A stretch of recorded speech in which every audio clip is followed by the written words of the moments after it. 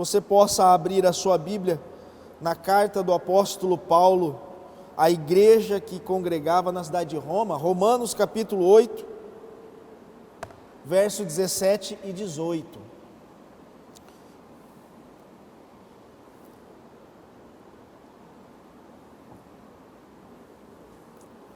Romanos capítulo 8, nós vamos expor esses dois versos, 17 e o verso 18.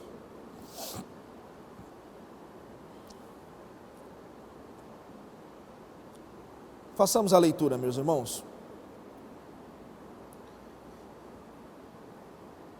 E se somos filhos, somos também herdeiros, herdeiros de Deus e co-herdeiro com Cristo, se com Ele sofremos, para que também com Ele sejamos glorificados.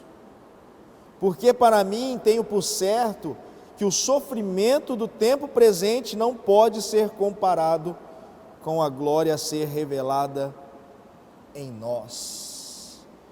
Oremos mais um momento pedindo a iluminação do Espírito nessa palavra. Senhor Deus, conceda-nos graça, direção, iluminação, que o Senhor possa falar ao nosso coração nessa manhã através desse texto. Senhor, guarda-nos, ó Deus, de toda seta maligna que tenta nos impedir de ouvir e entender a Tua palavra. Ilumina os olhos do nosso entendimento. É assim que nós oramos. Em nome de Jesus, amém. Meus irmãos,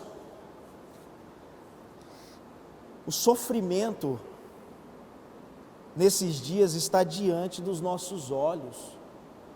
Praticamente nós podemos tocar o sofrimento, de tanto que temos sofrido. São dias onde todos estão sofrendo.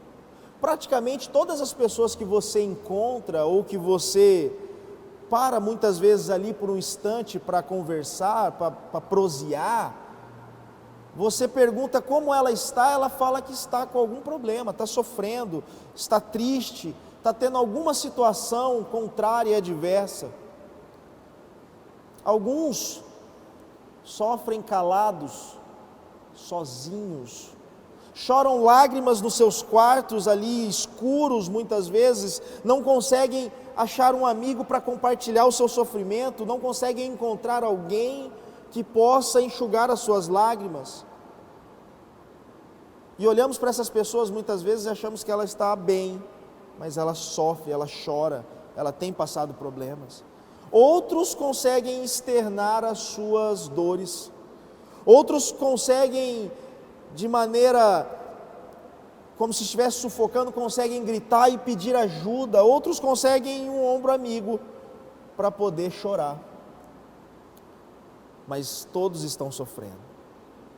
Sofremos por causa, como oramos, por causa do coronavírus, desse vírus que tem trazido tanto sofrimento e tanta tristeza, ou porque estamos com o coronavírus, ou alguém pegou o coronavírus da nossa família. Outros sofrem e choram pela perda de algum ente querido. Irmãos muito próximos de nós vieram ser recolhidos pelo Senhor, e isso traz um sofrimento grande ao coração humano. Outros também sofrem pelos problemas financeiros que essa pandemia tem trazido. Não sabem como o dia de amanhã será, não sabe se o seu comércio vai poder abrir ou fechar, se o seu comércio pode ser fechado da noite para o dia, ou se ele vai ter dinheiro para repor as suas mercadorias. Os problemas financeiros também trazem muito sofrimento. Outros sofrem por causa do isolamento e do distanciamento de entes queridos, de familiares, porque queremos proteger os nossos idosos, então eles ficam mais reclusos, mais isolados. Talvez temos sofrido porque não conseguimos reunir no domingo e fazer aquela nossa macarronada ali com todos os nossos parentes e ali se alegrarmos no dia do Senhor, por exemplo. Outros sofrem por nós não podemos estar cultuando a Deus presencialmente, isso é um sofrimento para nós. Diante de tudo isso, é certo dizer que são dias de muitos motivos para estar sofrendo. Poderíamos elencar aqui muitos motivos por causa que nos causa sofrimento. O tema dessa mensagem é exatamente isso, a escola do sofrimento. Para Carlos Drummond de Andrade, no seu poema chamado Definitivo, o sofrimento é opcional. Abre aspas. A cada dia que vivo, mais me convenço de que o desperdício da vida está no amor que não damos, nas forças que não usamos, na prudência egoísta que nada arrisca e que, esquivando-se do sofrimento, perdemos também a felicidade. A dor é inevitável, o sofrimento é opcional, fecha aspas. Porém, igreja do Senhor Jesus Cristo, que me escuta nessa manhã, se para Carlos Drummond de Andrade, nesse lindo poema, ele entende que o sofrimento é opcional, para nós que seguimos ao Cristo ressurreto, o sofrimento não é opcional. O sofrimento não é nos colocado se desejamos ou não sofrer. O sofrimento é como alguém uma certa vez disse, é o megafone de Deus. O sofrimento para nós que seguimos a Cristo não é algo que nós escolhemos ou deixamos de escolher. Nós vamos passar. E entender que o Senhor é soberano nesse caminho que vamos passar, faz muita ou toda a diferença na caminhada cristã. Por que o cristão sofre? Essa é a pergunta que não quer calar. Se o cristão ele é amado por Deus desde a fundação do mundo,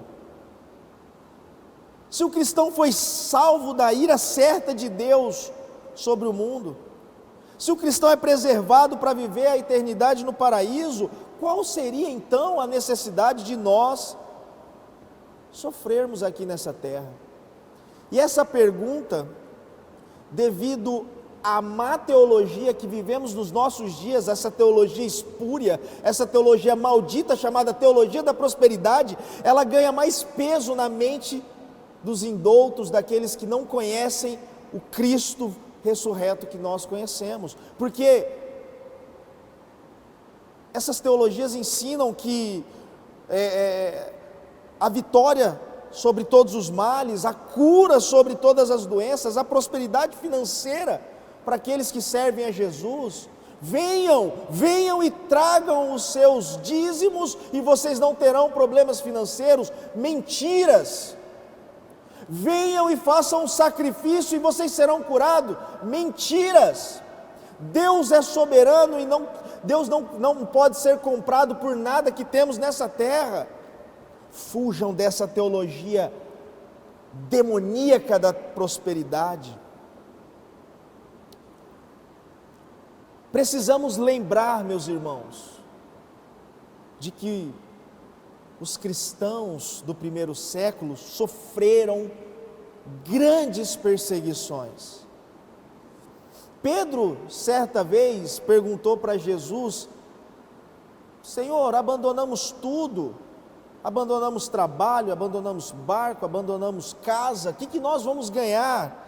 Cristo responde para Pedro: Pedro, vocês ganharão 100 vezes mais do que vocês abandonaram. Se você olhar para a vida de Pedro, o final dela, ele é martirizado. Pedro, ao ser martirizado, os seus algozes olharam para ele: vamos crucificá-lo igual crucificamos o seu mestre.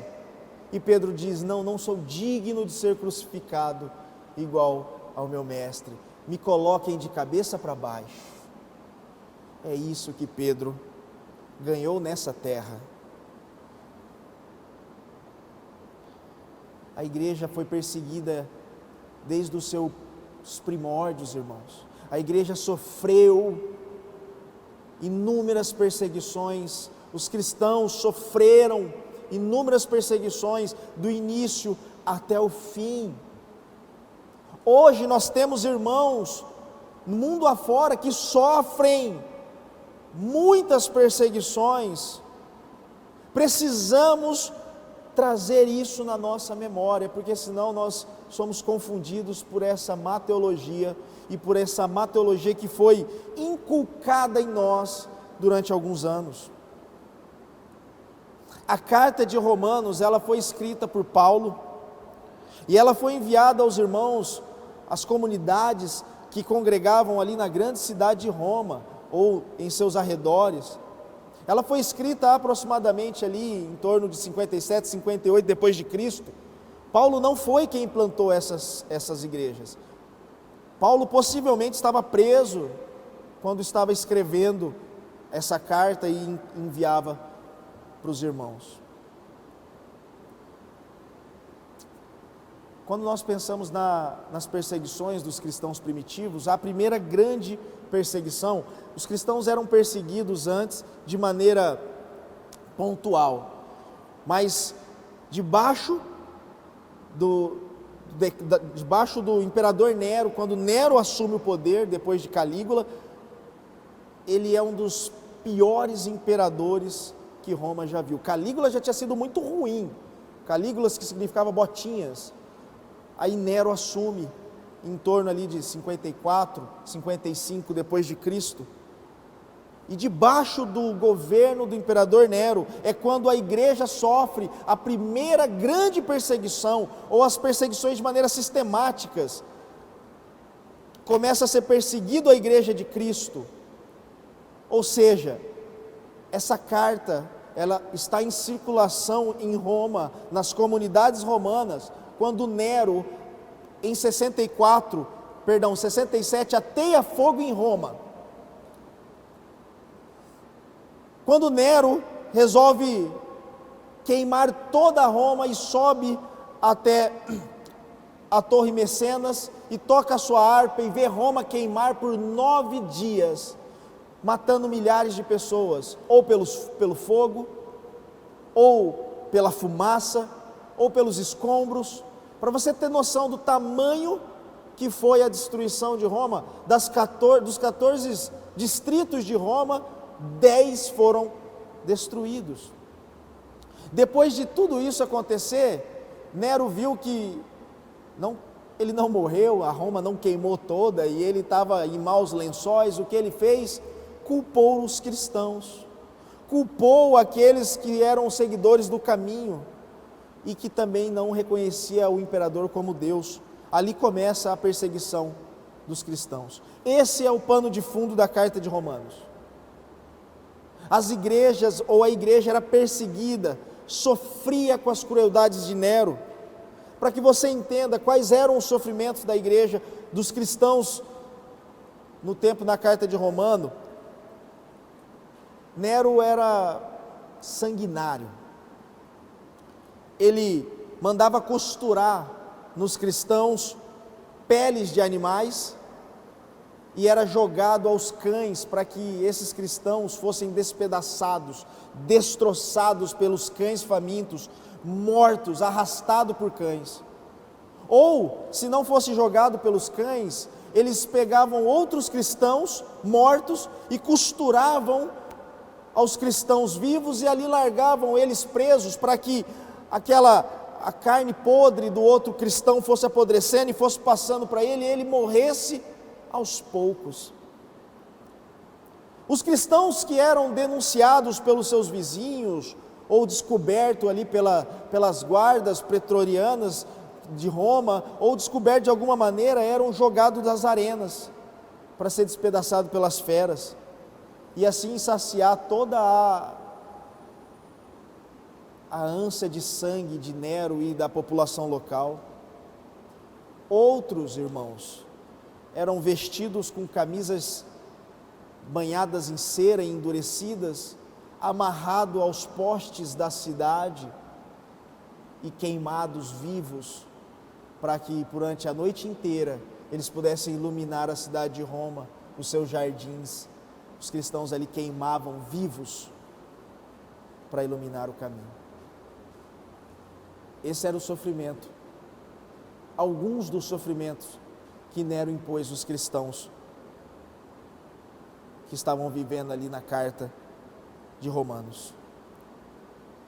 Pois bem, entramos no texto, e se somos filhos, somos também herdeiros, herdeiros de Deus e co-herdeiro com Cristo, e se sofremos, se com Ele sofremos, para que também com Ele sejamos glorificados. Gostaria de apresentar aqui 4 motivos pelo qual nós sofremos. Eu não tenho a pretensão alguma de te apresentar todos os motivos que você sofre, isso seria impossível. Mas eu quero apresentar 4 motivos que nós sofremos de maneira coletiva por esses motivos. Sofremos porque somos filhos de Deus. Isso vem contra, novamente, essa teologia que vivemos aí, essa teologia da prosperidade. Os filhos de Deus não sofrem. Os filhos de Deus têm tudo do bom e do melhor. Os filhos de Deus ajuntam em celeiros. Mentiras. Sofremos porque o nosso Senhor Jesus Cristo sofreu, passou pela estrada do sofrimento, então nós também vamos sofrer.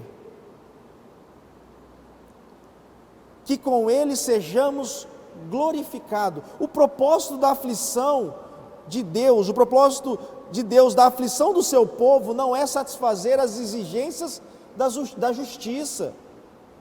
Você não sofre para se tornar justo, você não sofre para que você possa herdar o reino de Deus, não é isso. Só herdamos o reino por causa do sofrimento de Cristo. É o sofrimento dele que nos faz justo, é a justiça dele que nos justifica. Mas nós sofremos sim para preparar, Deus faz nós sofrermos para preparar o povo para compartilhar a sua glória. Muitos hoje pensam que o sofrimento ele é o que nos capacita a receber a glória de Deus. Não é verdade. Esse pensamento é incorreto. Paulo está dizendo que sofrer com Cristo é um ato de aperfeiçoamento do nosso caráter.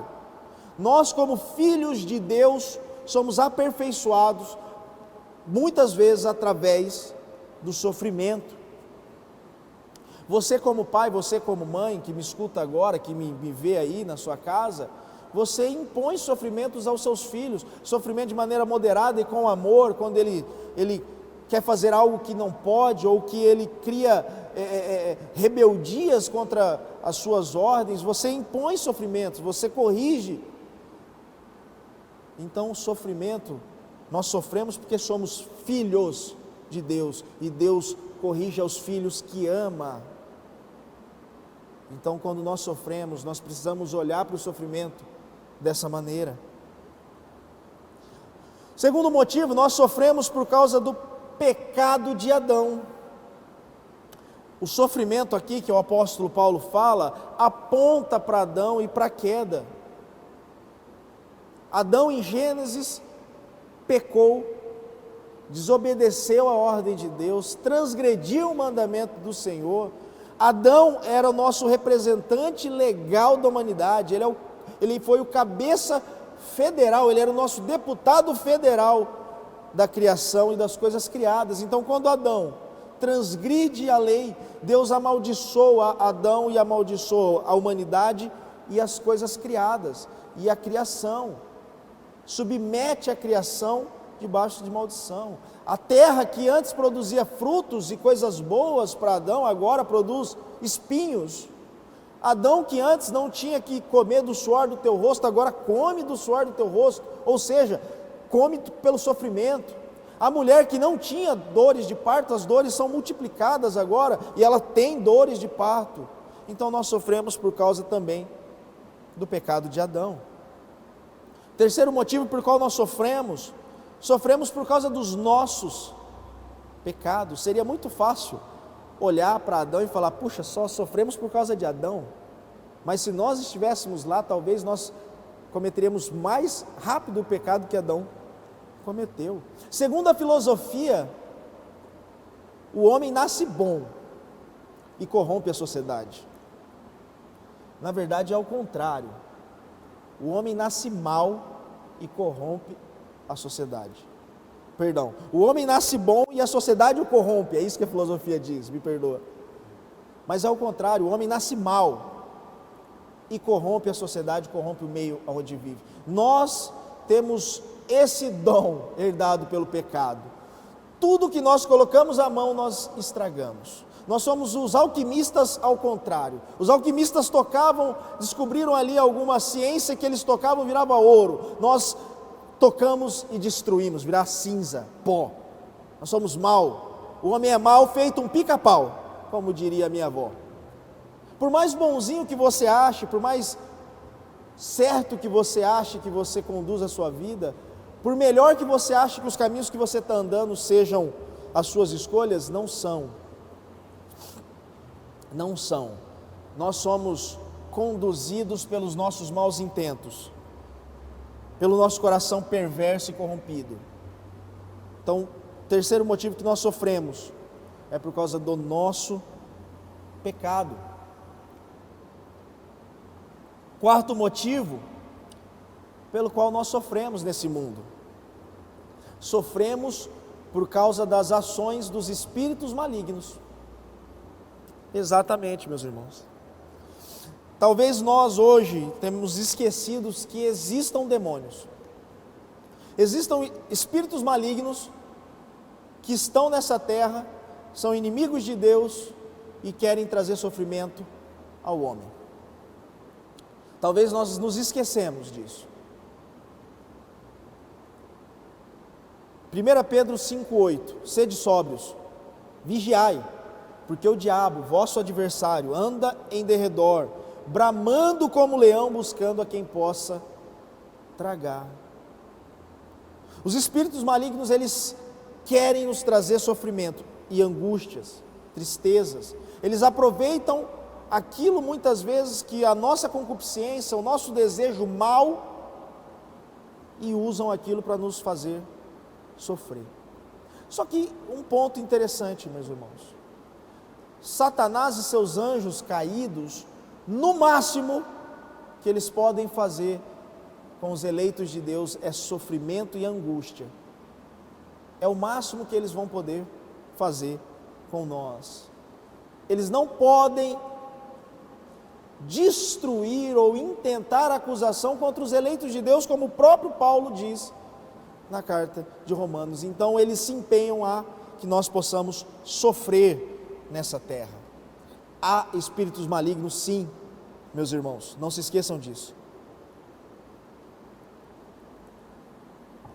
Como devemos agir então diante da realidade do sofrimento? Porque o sofrimento é uma realidade.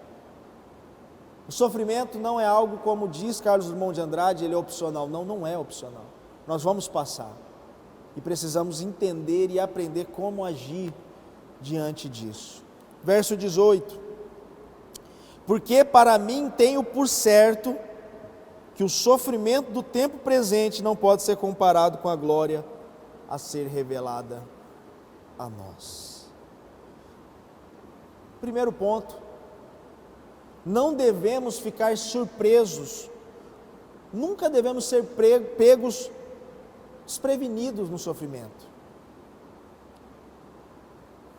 Nós não podemos estar unidos com Cristo sem que de algum modo experimentamos algo da comunhão dos seus sofrimentos. Você, irmão, você, minha irmã, que segue a Cristo, que anda com Cristo, que ora fervorosamente pedindo ao Senhor por santidade, para andar nos caminhos da Escritura, você, meu irmão, vai ter que ter a comunhão dos sofrimentos de Cristo nessa terra. E nós não podemos ser pegos de surpresa porque Jesus nos avisou. Nós não podemos ser pegos de surpresa porque Cristo, o Espírito Santo, usou homens inspirados aqui para deixar no nosso coração que nós vamos sofrer. Jesus em Lucas 9:23 diz: se alguém quer vir após mim, negue-se a si mesmo, dia após dia, tome a sua cruz e me siga. Você quer seguir a Jesus? Você tem seguido a Jesus? Ele te disse, Ele te avisou, pegue a sua cruz. Cruz é sofrimento, cruz é algo que não é um travesseiro, irmãos, é cruz pesada, nossa cruz, que devemos caminhar, a cruz de Cristo, partilhamos do sofrimento dele. Paulo em Filipenses 3:10 diz: o que eu quero é conhecer Cristo. Olha o que Paulo diz, que o que eu quero é conhecer Cristo, o que você quer é conhecer Cristo, o que eu quero é conhecer Cristo, e o poder da sua ressurreição, tomar parte nos seus sofrimentos, e me tornar como Ele na sua morte. Cristo nos avisou do sofrimento, meus irmãos. Segundo ponto, não devemos ficar abalados ou abatidos pelo sofrimento. Nossa, irmão André, mas isso é muito difícil. Parece que é dor em cima de dor, é tristeza em cima de tristeza, é problema em cima de problema. E aí nós não devemos ficar abatidos? Nós vamos nos abater, irmãos, de fato. Isso vai gerar tristeza em nosso coração. Mas se nós, como cristãos, ficarmos abatidos ou cairmos ou fomos derrubados por esse sofrimento, o efeito disso não será ruim somente para mim ou para você, mas será ruim para aqueles que nos olham e nos observam. Irmão, nós somos observados 24 horas pelas pessoas, nós somos observados pelas nossas famílias, nós somos observados pelos nossos filhos, pelas esposas, pelos maridos, no trabalho, aonde nós vamos, nós somos observados. Uma frase dos cristãos primitivos a respeito do sofrimento era: a glória, a coroa de glória neste mundo é o martírio. Eles tinham por certo que sofrer era glorificar a Deus. Pedro, quando foi açoitado, e aí depois foi solto ali, foi açoitado pelo Sinédrio e foi solto, ele se alegrou porque ele foi achado digno de sofrer por causa de Cristo. Os mártires que foram jogados ao Coliseu e despedaçados por feras, a atitude deles diante desse sofrimento tão grande era um grande testemunho para muitos romanos e muitos gentios ali que viam como os cristãos passavam pelos sofrimentos. E ali essas pessoas eram impelidas pelo Espírito para conhecer a Jesus. Irmãos, a maneira que nós vivemos o sofrimento poderá ser testemunho para aqueles que nos observam. Jamais devemos ser levados a duvidar da veracidade da salvação, porque sofremos. Diante de sofrimentos grandes, muitas vezes nós pensamos: será que eu sou salvo mesmo? Não é possível. É problema em cima de problema. Eu sofro ao acordar, eu sofro ao almoçar, eu sofro ao dormir. Ai, como eu sofro! Será que eu sou salvo? Eu acho que eu não sou salvo. Asaf, no Salmo 73, chegou também a duvidar disso. Ele começou a olhar para os ímpios que não tinham sofrimento nem na morte. Ele começou a olhar para os ímpios que não conheciam, não temiam a Deus e não tinham problemas. Só que isso foi sanado quando Asaf entrou dentro do santuário e entendeu o fim de todas as coisas. Olhar o sofrimento de maneira correta e agir no sofrimento de maneira correta, isso nos ajuda muito na nossa caminhada cristã, meus irmãos. Jamais devemos duvidar do amor de Deus por causa do sofrimento. Outro grande ponto que nós erramos, quando estamos diante de alguma questão que nos traz um sofrimento, que nos traz tristeza, nós começamos a duvidar se Deus nos ama. Nós começamos a olhar e dizer que Deus nos abandonou. Meus irmãos, Jesus te ama, Jesus nos ama, o Senhor ama a sua igreja e Ele conduz a sua igreja por esses caminhos ruins, por esses caminhos maus, por esse caminho de sofrimento, para que nós aprendamos, e nós não estamos sozinhos, como o bom pastor do Salmo 23, Ele não te deixa só. O amor de Deus nos conduz pelo sofrimento.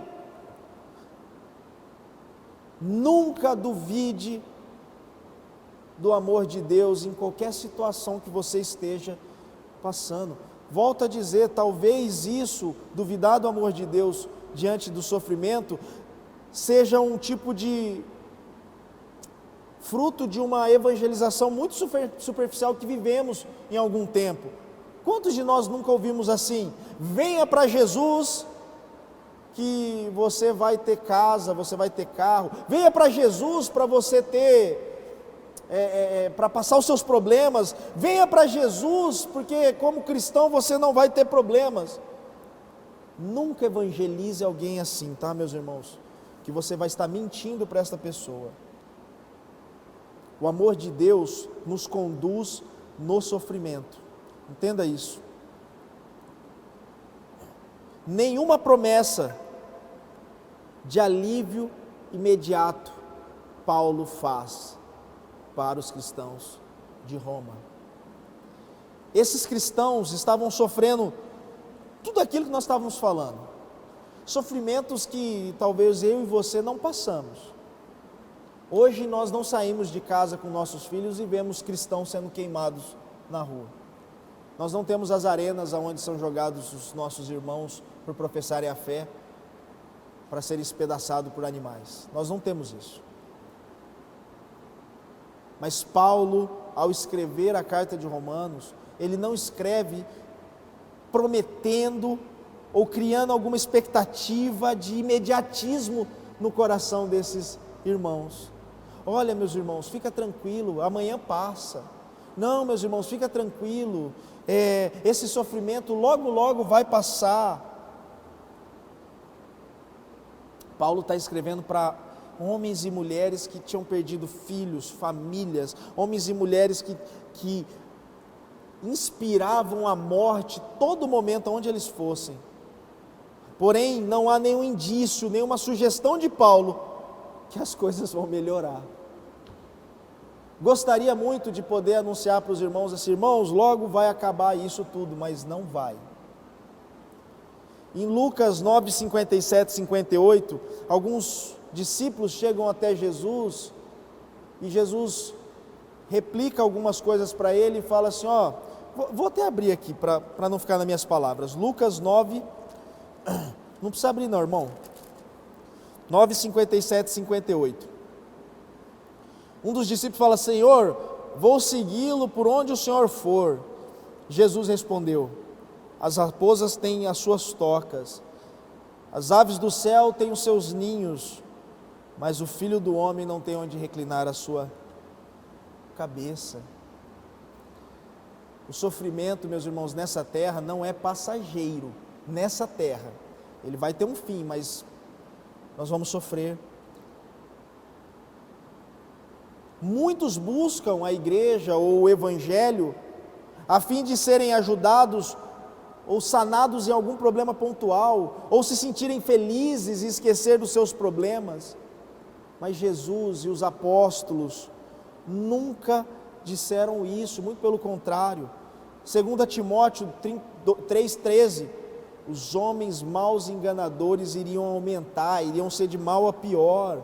A Bíblia ensina, meus irmãos, que o mundo vai piorar. Essa é a notícia que eu tenho para nós. Não ache que o mundo vai estar melhor, porque não vai estar. Então, o que aprendemos com o sofrimento?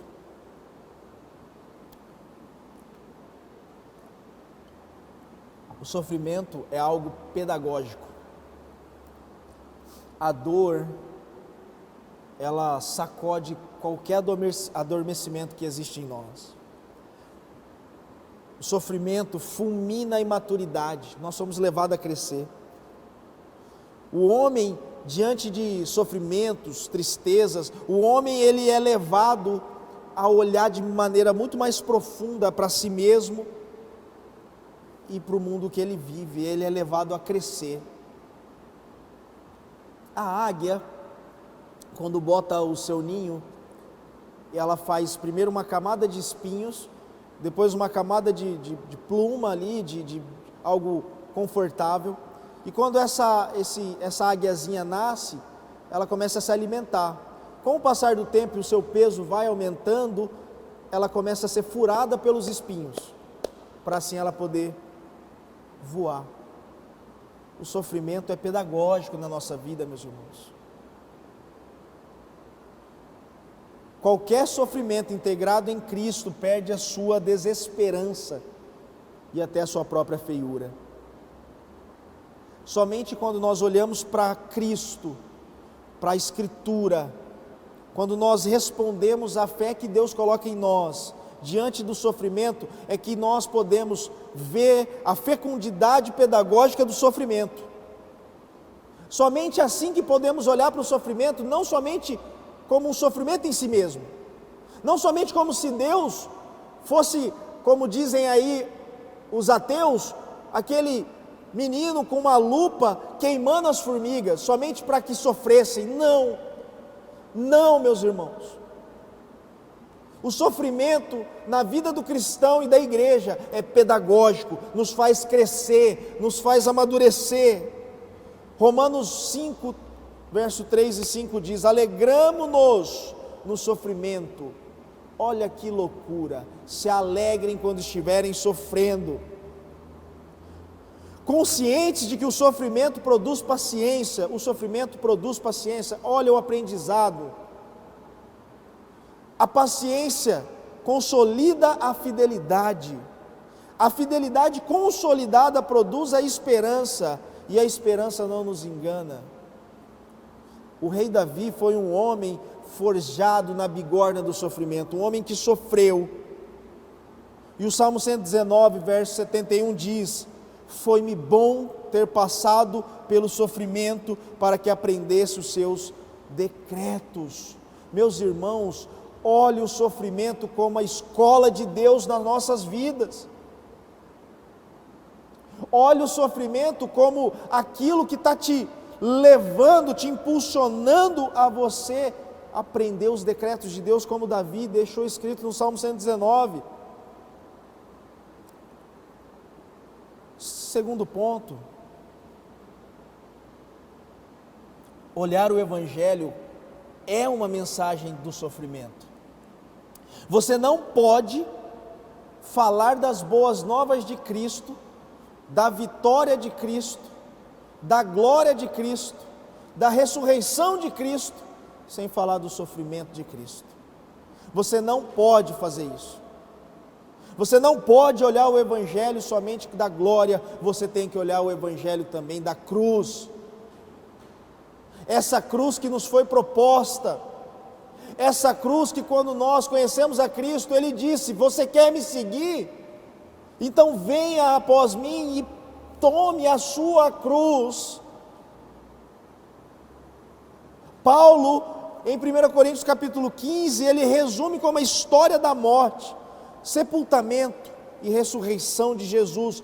Cristo morreu, sofreu e morreu pelos nossos pecados. Nesse sentido, o Evangelho é a história do sofrimento do nosso Salvador. Por causa desse Evangelho, temos um Deus que se compadece de nós. Você não está sozinho no sofrimento, meus irmãos. Você não está sozinho em tudo isso que você possa estar passando nesse momento. Nós temos um Deus que se compadece de nós. Olha o exemplo de Hebreus capítulo 2, versículo 18. Porque tendo em vista o que Ele mesmo sofreu quando tentado, Ele é capaz de socorrer aqueles que também são tentados. C.S. Lewis, no seu livro O Sobrinho do Mago, ele retrata de uma maneira muito bonita a questão de se compadecer de um problema ou de um sofrimento. Um dos seus personagens, chamado Diggory, um menino que seguia Aslan, que era aquele leão. Não sei se você é familiarizado com as histórias de Lewis. Aslan, para Lewis, representava Jesus em suas histórias. Aslan pede para que Diggory faça um serviço, um trabalho, para realizar algo para ele. Só que Diggory está com a sua mãe doente, enferma, muito doente. E ele se sente indisposto de fazer aquilo que Aslan pede para ele. Enquanto Diggory está lá nesse conflito interno, próximo da sua mãe, ele não sabe se ele deixa a mãe doente e vai fazer o que Aslan mandou, ou se o que ele faz, ele está ali lutando contra os seus sentimentos. Diggory olha para Aslan e vê os seus olhos, lágrimas, brilhando de compaixão e de amor. Aslan estava olhando ali para Diggory e para sua mãe com os olhos merejados de lágrima. Lágrimas tão grandes e tão brilhantes que Diggory se compara ali e fala e pensa consigo mesmo: parece-me até que Aslan está sofrendo mais por mim e pela minha mãe do que eu sofro pela minha mãe. E Aslan diz para Diggory o seguinte, abre aspas: meu filho, eu sei, a dor é grande, só você e eu nessa terra sabemos disso, sejamos compassivos um com o outro, fecha aspas. Para Lewis, o leão sofre e se compadece com o sofrimento de Diggory. Eu queria que você e eu pensássemos nisso um instante. Nosso Deus, o nosso Senhor Jesus Cristo, sofreu como nós. Ele sabe exatamente o que você está sentindo nesse momento, meu irmão. Ele entende perfeitamente a sua dor. Ele não é aquele Deus que não se compadece de nós, muito pelo contrário, como o próprio escritor de Hebreus diz, nós temos um sumo sacerdote que se compadece das nossas dores. Que consolo maravilhoso nós temos ao recorrer ao Senhor nas horas mais tristes, mais tenebrosas, com o maior sofrimento que possamos passar. Porque essa situação não é estranha para Deus, não é estranha para Jesus, porque Ele já passou por isso, Ele venceu isso, e Ele pode trazer conforto e consolo ao seu coração. Ele não está indiferente a você no seu sofrimento, meus irmãos. O sofrimento de Cristo nos serve como exemplo para essa vida. Cristo sofreu. Cristo caminhou por essa terra como nós, verdadeiramente Deus e verdadeiramente homem Ele é. E Ele sofreu e não pecou. Ele é o nosso exemplo de sofrimento. Olha o que Pedro diz em 1 Pedro 2,21. Para isso vocês foram chamados, pois também Cristo sofreu no lugar de vocês, deixando-lhes exemplo para que sigam seus passos. Olhar para o sofrimento de Cristo é olhar para que nós também vamos sofrer, só que Ele nos deixou direção, Ele não nos abandonou, Ele nos oferece direção, Ele nos oferece que Cristo sofreu e não pecou. Então nós podemos andar nessa terra, sofremos com a direção de Deus, através de Cristo. Houve um propósito no sofrimento de Cristo, há um propósito no meu e no seu sofrimento. Acerca de Cristo é dito, por causa do sofrimento da morte, foi coroado de glória e de honra, para que pela graça de Deus provasse a morte por todos. Hebreus capítulo 2, versículo 9. Cristo sofreu por um propósito. Ele tinha que provar a nossa morte para ser coroado por isso. E através da morte da morte dele por nós podemos viver a vida dele na eternidade. A Bíblia nos traz alguns praquês do sofrimento. Deixa eu ler para você, 2 Coríntios capítulo 1, versículo 9. De fato, temos em nós mesmos a sentença de morte. Para quê? Não confiássemos em nós mesmos, em sim em Deus que ressuscita-nos dos mortos. 2 Coríntios capítulo 4, versículo 7. Somos vasos de barro. Para quê? Que se veja a excelência do poder que provém de Deus e não de nós. 2 Coríntios capítulo 4, versículo 10. Levamos em nosso corpo o morrer de Jesus, para que também a vida dele se manifeste em nosso corpo. João 9:3. Nem ele pecou, nem os pais dele, mas isso aconteceu para que nele se manifeste as obras de Deus. Irmãos, nós não estamos lidando com o acaso. O sofrimento não tem um fim em si mesmo. Nós não estamos sob a última ação do diabo. Nós não estamos sob a ação dos nossos pecados. Nós estamos sim debaixo de um Deus soberano, que está usando as adversidades, sofrimentos, tristezas, alegrias, todas as condições possíveis para realizar os seus gloriosos planos em nós e na sua igreja. Precisamos ter essa consciência de que Deus está fazendo algo em nossa dor, em nosso sofrimento, em nossa tristeza. Olhar dessa maneira muda como experimentamos o sofrimento.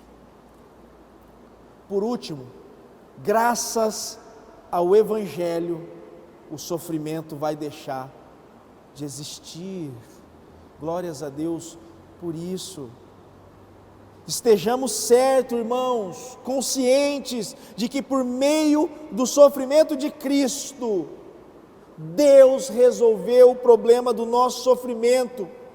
Há de chegar o dia, e esse dia glorioso, a qual o nosso Senhor Jesus Cristo buscará a sua igreja, e não mais existirá dor, não mais existirá lágrima, não mais existirá sofrimento, não mais existirá consequências do nosso pecado, não mais haverá interferência do diabo, e nós seremos livres de toda a corrupção carnal, e teremos corpos incorruptíveis, e viveremos na glória e na alegria do nosso Deus.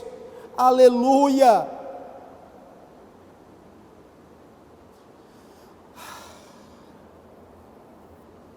A Bíblia nos ensina que até o fim da nossa existência, nessa vida, nós vamos sofrer. Eu queria falar diferente para vocês. Como eu disse, eu queria falar que amanhã o sofrimento não vai existir mais, mas vai. Talvez amanhã você terá uma dor pior do que a que você tem hoje.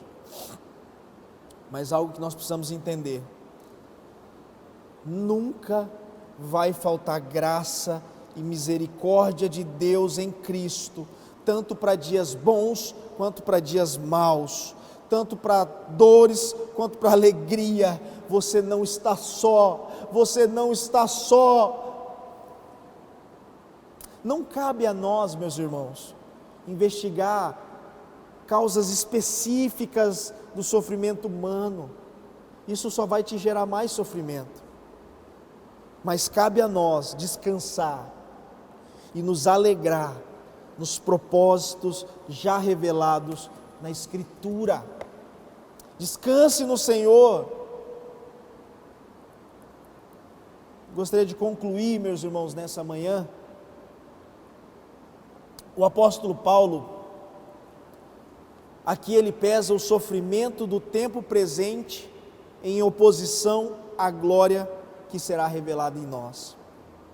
Ele faz aqui uma comparação que não é digna de comparação, mas ele faz a comparação do efêmero com o eterno. Ele faz a comparação do transitório com o eterno. Ele faz a comparação do finito com o infinito. Por mais que o sofrimento era grande para esses irmãos romanos, mas não há comparação entre o sofrimento presente dessa terra, que são presentes, sofrimentos que irão acabar, com a glória eterna do céu. 1 segundo de glória, meus irmãos. Não sei quantos anos Deus vai me permitir viver nessa vida, ou quantos anos Deus vai permitir você viver nessa vida. Por maior o sofrimento que você passe, que sejam 100 anos que Deus te permita estar nessa vida, quando você chegar aos céus, 1 segundo da glória do nosso Senhor Jesus Cristo superará todo o sofrimento dessa terra, toda a dor, toda a doença, toda a luta, toda a tristeza que você possa passar, não pode se comparar com a glória eterna do nosso Rei Jesus, o Rei da glória do Salmo 24.